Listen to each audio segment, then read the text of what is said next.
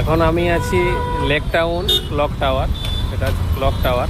এখানে শ্রীভূমি বড় পুজো প্যান্ডেল হয়, যেখানে এটা হচ্ছে স্টার্টিং পয়েন্ট। এখানে এদিকে এটা দিয়ে গেলে শ্রীভূমি, এটা service road. Lake town VIP road এটা হচ্ছে। আর পিছনে তোমরা দেখতে পাচ্ছ ক্লক টাওয়ার।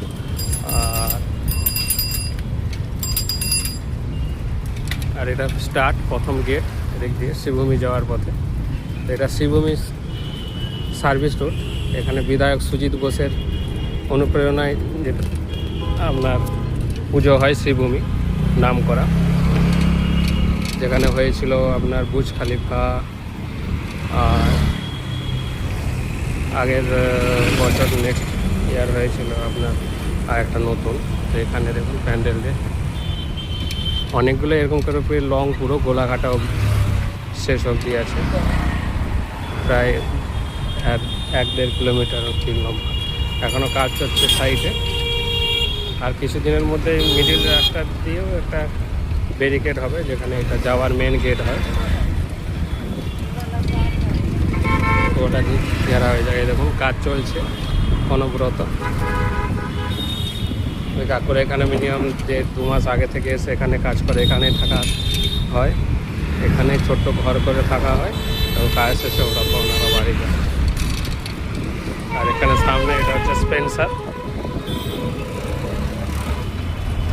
এই দেখুন কাজ চলছে। এটা ফুটব্রিজ শ্রীভূমি। অ্যাকচুয়ালি এটা বন্ধ আছে, নিচে দিয়ে আন্ডারগ্রাউন্ড হয়ে আছে, সাবওয়ে তৈরি হয়েছে, তাই জন্য এই ফুটব্রিজটা এখন বন্ধ।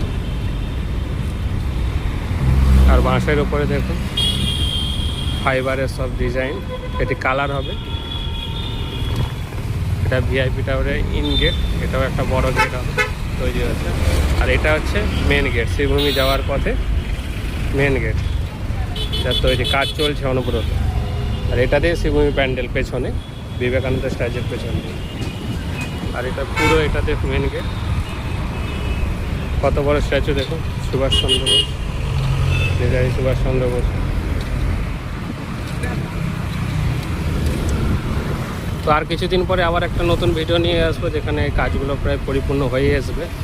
মহালয়ার 1-2 দিনের মধ্যেই চলে হয়ে যাওয়ার সম্ভাবনা আছে। তো দেখি সেই হিসাবে নেক্সট ভিডিও নিয়ে আসবো।